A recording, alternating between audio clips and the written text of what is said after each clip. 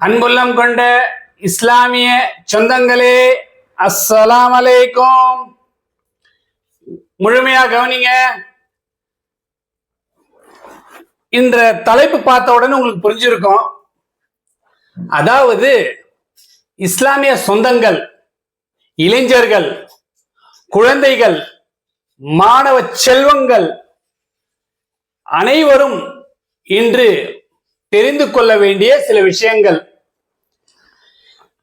முதலாவது, இறைவன், எல்லா புகழும் இறைவனுக்கே. அதாவது என்னுடைய சொற்பொழிவை நான் கூறும் பொழுது சற்று கவனமாக ஆழ்ந்த மனப்பான்மையுடன் கேளுங்க. எக்காரணம் கொண்டும் இதை புறக்கணிக்காதீங்க. ஏன்னா நான் முக்கியமா சொல்ல வருது நம்முடைய இஸ்லாமிய சொந்தங்களுக்காக தான். இன்று நாடு எந்த நிலைமை, அதாவது நாட்டில் எந்த நிலையில் நம் மாணவர்கள், பிள்ளைகள், குழந்தைகள் இருக்கிறார்கள் என்பதை சற்று சிந்தித்து பார்க்க வேண்டும்.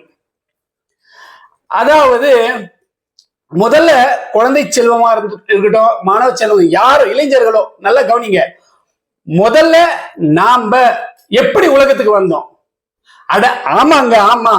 எப்படி? பெற்றோர்கள் மூலதான் வந்தது. கண்டிப்பா இறைவன் உலகத்தை நல்லா கவனிங்க. முதல்ல ஒண்ணு தெரிஞ்சுக்கிங்க, நம்மளை படைச்ச இறைவன் முத்தொழில்களை செய்கிறான். முத்தொழில்கள் சொல்லுங்க, நான் ஏற்கனவே சொன்னதுதான்.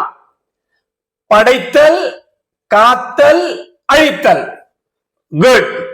அதாவது இறைவன் படைக்கவும் செய்கிறான், நம்ம எல்லாரையும் காக்கவும் செய்கிறான், இறுதியில் நேரம் வரும் பொழுது அழிக்கவும் செய்கிறான். இது இறைவனின் முத்தொழில்கள். ஓகேவா? இப்போ நம்ம என்ன தெரிஞ்சுக்க வேண்டியதுன்னா, அப்பேற்பட்ட இறைவனின் அறக்கட்டளைகள், அதாவது இறைவனின் கட்டளைகள் 5. இஸ்லாமிய சொந்தங்களே, முதலாவது கலிமா. ஓகேவா? லா இலாஹா இல்லல்லாஹ் முஹம்மது ரசூலுல்லாஹ் என்ற கலிமாவை ஓதி இஸ்லாம் கொண்டவர்கள். ஓகே, இஸ்லாமியர்கள். ஃபர்ஸ்ட் கலிமா. இரண்டாவது தொழுகை. 5 வேளை தொழுகை நம் மீது கடமையாக்கப்பட்டுள்ளது. நல்லா கவனிங்க. குழந்தைகள் தானே, மன்னிப்பு இருக்கு, அதெல்லாம் கிடையாது. ஏன்னு கேட்டா ஹதீஸ்களில் கூட எப்படி வருது தெரியுமா? 7 வயது குழந்தைகள் பூர்த்தி அடைந்தால் அவர்களை தொழும்படி ஏவுங்கள், இல்லாவிட்டால் பெரும்பை எடுங்கள். இப்படிதான் வருது. சோ தொழுகை 5 வேளை கடமை. சரி, மூன்றாவது வரப்போற ரமஜான். வரப்போறது இல்ல, நம்ம காலத்துல, நம்ம இந்த உலகத்துல எத்தனை வருஷம் இருக்குமோ அத்தனை வருஷமும் புனித ரமலான் மாதத்தில் 30 நோன்புகள் நோட்பது. ஓகேவா? அதுக்கப்புறமா அம்மாதம் மட்டும் இல்ல, சில விதிமுறைப்படி இருக்கு ஷரியத்துல. அப்படிப்பட்ட, அதாவது அது என்ன சொல்ல வருதுன்னா, ஜக்காத்தை நிறைவேற்றுதல். ஓகேவா? அடுத்தது நம்மால் இயன்ற அளவு ஜக்காத்தை கொடுப்பது. அடுத்தது என்னதுமா? அதாவது புனித ஹஜ் என்னும் புனித யாத்திரை செய்வது. அது வசதியானவர்களுக்கு தானே, நமக்கு இல்லை என்று நினைக்காதீர்கள். நாம் அனைவரும் துவா கேட்டால் நிச்சயம் ஒரு நாள் இல்லை ஒரு நாள் ஹஜ் அல்லது உம்ரா கண்டிப்பாக செய்வோம், இன்ஷா அல்லாஹ்.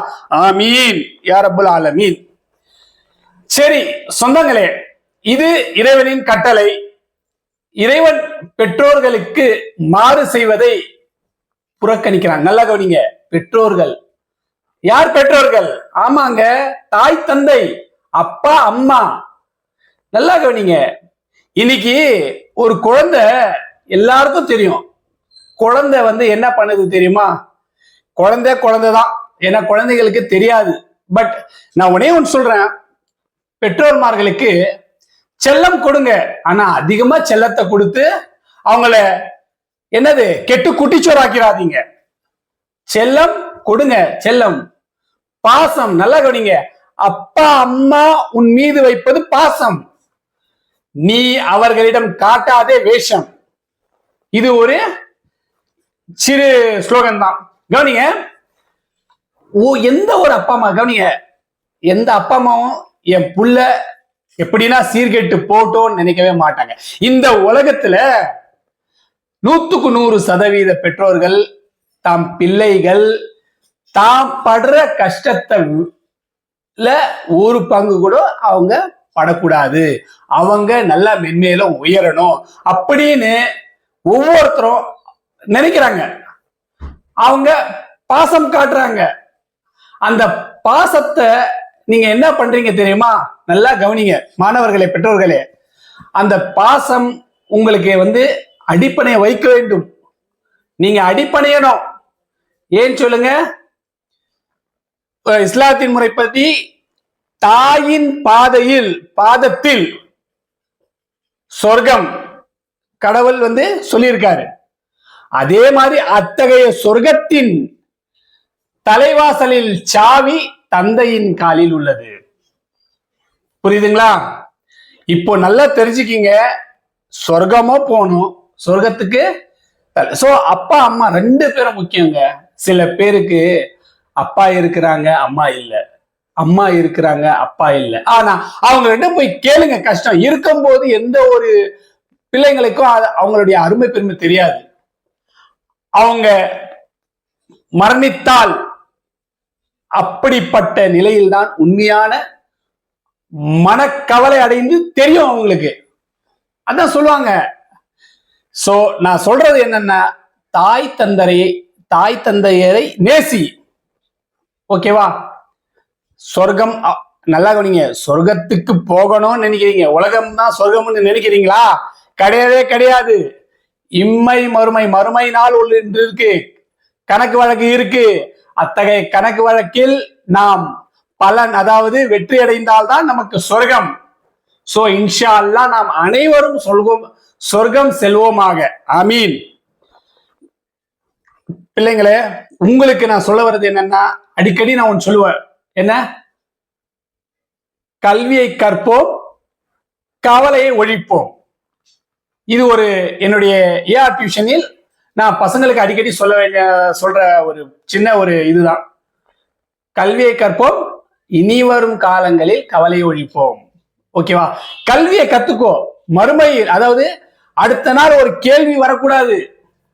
இன்னைக்கு உங்க அப்பா எப்படி ஒரு டீ கடையில் டீ ஆத்துறவரா இருக்கலாம், ஆட்டோ ரிக்ஷா ஓட்டுறவரா இருக்கலாம், ஓட்டுநரா இருக்கலாம். என்ன? நல்லா கவனிங்க. ஒரு கிளர்க்கா இருக்கலாம், ஒரு ஒர்க்கரா இருக்கலாம் தொழிற்சாலையில். இந்த மாதிரி சின்ன சின்ன தொழில தான் நம்ம பெற்றோர்கள் இருப்பாங்க. ஆனா அவங்களுடைய கனவுலாம் இருக்கு பாருங்க. நீ பிறந்த அடுத்த நொடியிலே அவங்க கனவு காண ஆரம்பிப்பாங்க. என்ன? என் புள்ள என்ன, நான் இன்னைக்கு என்ன மளிகை கடையில வேலை செய்யறேன். ஆனா இல்ல நான் சொல்றது, என் புள்ள பெரிய காம்ப்ளெக்ஸ், அதாவது அப்படியே சொல்ல மாட்டாங்க, அலுவலர், அதாவது ஒரு ஆபீசரா நான் பார்க்கணும், ஒரு மருத்துவரா பார்க்கணும், டாக்டர், ஒரு பொறியாளர், இன்ஜினியரா பார்க்கணும். இப்படி நாம அடிக்கவே போலாம். பெற்றோரின் அவ்வான ஆசை. உண்மையிலே கனவு காணுவாங்க. ஏன் இன்னார் இப்படி இருக்கா, என் பிள்ளை இன்னாரை விட இன்னும் அதிகமா உயர்ந்த உத்தியோகத்துல இருக்கணும். யாருடைய மனசுல யாரு தெரிஞ்சோ, ஆனா சொல்லுவாங்க, டே எப்பா படி. இன்னைக்கு அப்பாவோ அம்மாவோ யாருன்னா படின்னு சொன்னா அவங்களுக்கு எரிச்சல் தான் வருது. சும்மா படின்னு சொல்லி கம்மிடுமா, நீ படிச்சுக்கிறியா என்ன சொல்றது? இத நீங்க சொல்றீங்க. இக்கால பசங்க தப்புடாக்கண்ணா. அவங்க அனுபவிச்சு அவங்க வாழ்க்கையில் இத்தனை வருஷம் என்னென்ன இன்னல்கள், துன்பங்கள், துயரங்கள்லாம் பட்டாங்களோ அத நீ அதுல ஒரு துளி கூட படக்கூடாதுன்ற ஆசைதான் அவருக்கு. அந்த ஆசைதான். புரியுதுங்களா? என்ன? நல்லா கவனிங்க. அவங்களுடைய கனவை நினைவாக்குறதும் உங்க கையில தான் இருக்கு, அந்த கனவை கலைக்கிறதும் உங்க கையில தான் இருக்கு. புரியுதுங்களா? யாருக்கு தெரியும்? எல்லாருக்கும் தெரியும். இறைவன் மரத்தை வச்சவன் தண்ணி ஊத்துவான்னு சொல்றாங்க. ஓகேவா? இக்காலகட்டத்துல நல்லா கவனிங்க. எங்கன்னா நீங்க எதனா ஒரு இயற்கையான சூழ்நிலையில எல்லாமே நம்ம இயற்கையா சாப்பிட்டு ஆரோக்கியமா இருக்குமா பாருங்க. இல்ல, கிடையவே கிடையாது. நம்மலாம் எப்படி இருக்கோம்னா கேட்டா, நம்ம ஒவ்வொருத்தரும் வந்து இன்னைக்கு எல்லா செயற்கை முறையில் உற்பத்தியான பொருட்களை சாப்பிட்டு நோயும் நொடியுமாக இருக்கிறோம். கரெக்டா? எந்த வீட்டுல நோய் நொடி இல்ல சொல்லுங்க. ஒருவேளை உங்க வீட்டில் என்ன அது ஒரு காலத்துல நான் குழந்தையா இருக்கச்ச 5 வயசு 6 வயசு அப்போ சில இதுல ஞாபகம் இருக்கு. பட் எங்கேயோ ஒண்ணு, தெருவுக்கு ஒண்ணு இப்படிதான் கேட்போம். பிபி, சுகர், இந்த மாதிரி நோய். ஆனா இப்ப பாருங்க, வீட்டுக்கு 4 பேர் இருக்காங்களா, 4ல 3 பேர் 2 பேருக்கு இருக்கா இருக்கு. காலம் இந்த மாதிரி இருக்கு. எல்லாம் செயற்கை நுட்பத்தாலான அத்தனை பொருட்களையும் நம்ம உண்பதினால் கண்டிப்பாக நம்மளுக்கு நோய் நொடி வர வாய்ப்பில்லை, வந்துட்டே இருக்கு. இதனை தவிர்க்க நம்ம என்ன பண்ணணும்? அதுக்கு ஏத்த மாதிரி உத்தியோகத்தை தேடி. என்னடா சார் உத்தியோகம் சொல்றீங்க, நோய் நொடின்னு சொல்றீங்க? நிச்சயமா சொல்றேன் பாருங்க. நோய் நொடியை நிவர்த்தி செய்ய, அதாவது நோய் நொடியை நாம ஒரு மருந்து மாத்திரை வாங்கினாலும் அதுக்கேத்த மாதிரி நம்ம என்ன பண்ணணும்? விலைவாசி, அந்த விலைவாசியை ஏறும் பட்சத்தில் நம்ம உயர்தர அதிகாரியாக தான் இருக்கணும். புரியுதுங்களா? சரி, நான் சொல்ல வந்த விஷயத்த சொல்லிடுறேன். முதல்ல இப்போ வர்றது இஸ்லாமிய நண்பர்களே, இஸ்லாமிய சொந்தங்களே, என்ன இஸ்லாமிய மாணவ கண்மணிகளே, எனக்கு மிகுந்த துக்கம் வருது. ஏன் தெரியுமா? இஸ்லாத்தில் முறைப்படி வரும் நாளை ஜனவரி 1 புதிய ஆண்டா? கண்டிப்பா ஆங்கில மாத முறைப்படிதாயா அது புதிய ஆண்டு, புத்தாண்டு. யாருக்கு? ஆங்கிலேயர்களுக்கு. நமக்கு இல்லை, தெரிஞ்சுக்கிங்க. சும்மா வந்து இன்னைக்கு நைட் ராவு 12 மணிக்கு கரெக்டா முழிக்கிறது, மெழுகுவத்திய கொளுத்தி 12 மணி ஆனா ராக்கெட்டை விட்டு அப்படியே புத்தாண்டு வந்துருச்சு. இதெல்லாம் ஷரியத் முறைப்படி ஹராம். தெரிஞ்சுக்கிங்க. பயான்ல எவ்வளவு ஹசரத்மார் உலமாக்கள் சொல்றாங்க தெரியுமா? அது கேக்குறீங்களா? கேட்காமல இருக்கீங்களே. நல்லா கவனிங்க. அதாவது விடிஞ்சா ஜனவரி 1 அத்தகைய தருணத்துல இன்னைக்கு 12 மணிக்கு நாம புத்தாண்டு நாம சொல்றது மெசேஜ் சொல்லவே தேவையில்லை. Happy new year. Happy new year யாருக்குயா? நம்மளுக்கு ஹாப்பி நியூ இயரா? கிடையவே கிடையாது. நம்மளுக்கு எப்ப ஹாப்பி நியூ இயர் எத்தனை பேருக்கு தெரியாம இருக்கு தெரியுமா? இஸ்லாமிய நண்பர்களுக்கு, குழந்தைகளுக்கும் சரி, பெரியவங்களுக்கும் சரி. இஸ்லாமிய முதல் மாதம் எது? முஹர்ரம். முஹர்ரம்ல இஸ்லாமிக் நியூ இயர் 1 வருது. அதுதாங்க நம்ம கொண்டாடணும். அதை கூட இறைவன் எப்படி பலமா கொண்டாடுறதுக்கு எந்த ஒரு இதுலயும் ஷரியத் முறைப்படி இல்ல. அப்படி இருக்கச்ச இந்த நியூ இயரை கொண்டாடுறது இதெல்லாம் வெக்கக்கெட்ட மானக்கட்ட, இது சொல்லவே தேவையில்லை. இஸ்லாமிய சொந்தங்களுக்கு நல்லா கவனிங்க. நீங்க அத்தனை பேரும் இதுவோ அல்லது மெசேஜ் இல்ல ஸ்டேட்டஸ் வைக்கிறது வாட்ஸ்அப்ல ஹாப்பி நியூ இயர்னு வேணாம், தவிர்க்க. ஹாப்பி நியூ இயர் நம்மளுக்கு கிடையாது. அதை சொல்லத்தான் இந்த ஒளிப்பதிவை நான் உங்களுக்கு செய்யறேன். பட் என்ன காலத்தின் சூழ்நிலை கொஞ்சம் சிறிது நீண்டமா போயிடுச்சு என்னுடைய சொற்பொழிவு. நல்லா கவனிங்க. ஹாப்பி நியூ இயர் யாருக்கு இல்ல? நம்மளுக்கு கிடையவே கிடையாது. வாழ்த்து சொல்றதும் வேணாம். யாருன்னா வாழ்த்து சொன்னா அதுக்கு பதில் வாழ்த்து சொல்லவும் தேவையில்லை. ஓகேவா? இது நம்மளுக்கு இல்ல, முடிஞ்சு போச்சு கதை. புரியுதுங்களா?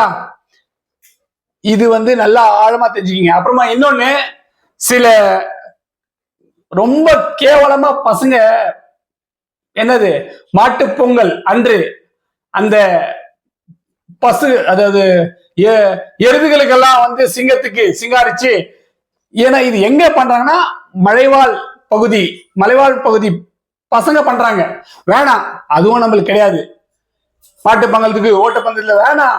நீ நல்லா கவனி. இன்னைக்கு நாம எப்படி இருக்கிறோம், இன்னைக்கு நாடு எந்த நிலைமையில போகுது, கொஞ்சமாச்சும் நீங்க சிந்திச்சீங்கன்னா கண்டிப்பாக நீங்க இதெல்லாம் கொண்டாடுறதை விட்டுருவீங்க. ஓகேவா? நேற்று இருந்தவர்கள் இன்று நம்மில் எத்தனையோ பேர் இல்லையா?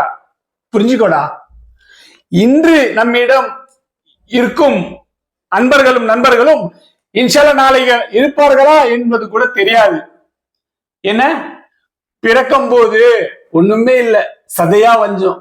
இங்க வந்து இவ்வளோ ஆடம்பரம் வாழ்க்கை நம்மளுக்கு தேவையா? எல்லாரும் ஆடம்பரமா இருக்கணும், பட் ஷரியத் முறைப்படி நம்ம என்ன செய்யணும், என்ன பண்ணணும் பாருங்க. குர்ஆன் ஷெரீஃபை ஓத கத்துக்குங்க.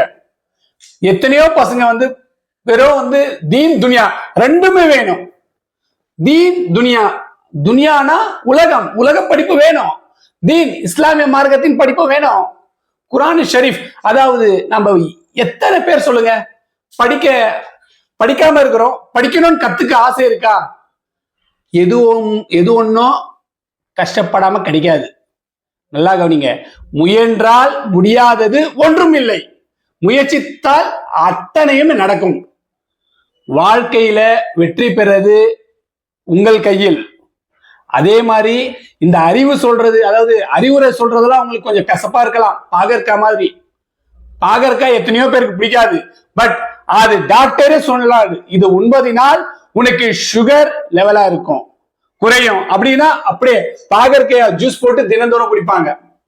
சோ அப்படி அறிவுரை இப்போ உங்களுக்கு கசக்கதான் செய்யும், பட் இத சொல்றவருக்கு எத்தனை பேர் பெரியவங்க, நல்லா கவனிங்க, உன்னை விட சின்னவங்க அறிவுரை சொன்னாலும் கேளுங்கய்யா.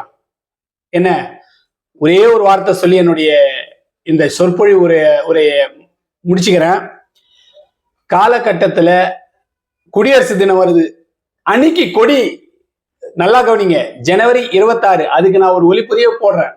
குடியரசு தினத்தை அதை கொண்டாடுங்கய்யா. சுதந்திர தினத்தை காமன் டு ஆல், எல்லாரும் கொண்டாடுங்க. சுதந்திர கட்சி எத்தனை ஆண்டு ஆச்சும் தெரியாது, குடியரசு பெற்று எத்தனை ஆண்டு தெரியாது. இதெல்லாம் கத்துக்கணும்னா நீ கல்வி பெறணும். கல்வியில அதெல்லாம் கத்து தராங்க. நீ எங்க, சில பசங்க ஸ்கூலுக்கு போறது ரொம்ப அபூர்வம், அதுவும் செல்லமா வளர்த்துட்டாங்கன்னு வச்சுக்கோங்க தாய் தகப்பனார். அந்த ஸ்கூலுக்கு போற அந்த குழந்தை போயிட்டு அங்க உக்காரதோ இல்லையோ உடனே இங்க வரதான் ஆசைப்படும் வீட்டுக்கு. சோ வேணாம். இன்னைக்கு என்னுடைய ஒளிப்பதிவை நான் ஆணித்தரமா ஒன்னே ஒன்று சொல்றேன். இந்த புத்தாண்டை நோக்கிதான் இஸ்லாமிய ஷரீத், நீங்க படிச்சு அந்த பசங்க அந்த தம்ப்நெயில பாக்குறீங்களே, அழகா குர்ஆன் ஷெரீஃபை படிங்க. ஓகேவா? விடியற் காத்தால ஏந்தவுடன் நாம வந்து மறுபடியும் சொல்றேன், நம்மளுக்கு தேவையில்லாத என்னது இந்த வீண் விளையாட்டு வேணாம். ஓகேவா? உங்க எல்லாருக்கும் எல்லாமே நல்லதே நடக்கும் இன்ஷா அல்லாஹ். இறைவன் ஒருவன் இருக்கிறான், அவன் முத்தொழில்களை செய்கிறான். இதை பசுமரத்தாணி போல மனதுல பதிய வைங்க. கண்டிப்பா எல்லாம் நடந்தது எப்படியோ நடப்பவை நன்றாகவே நடக்க வேண்டும் என்று துஆ செய்வோமாக. ஓகே, இன்ஷா அல்லாஹ் அடுத்த ஒளிப்பதிவில் நான் உங்களை சந்திக்கும் வரை உங்களிடமிருந்து விடைபெறுவது உங்கள் HBKH சன் ஆஃப் AR. இன்ஷா அல்லாஹ் என்னுடைய ஒளிப்பதிவை புதிய நபர்களாக இருந்தால், உங்களுக்கு பிடித்திருந்தால் லைக் பண்ணுங்க, உடனே ஷேர் பண்ண மறக்காதீங்க. கூடவே சப்ஸ்கிரைப், புதிய நபராக இருந்தால் சப்ஸ்கிரைப் பண்ணுங்க. ஓகேவா? Okay, thank you.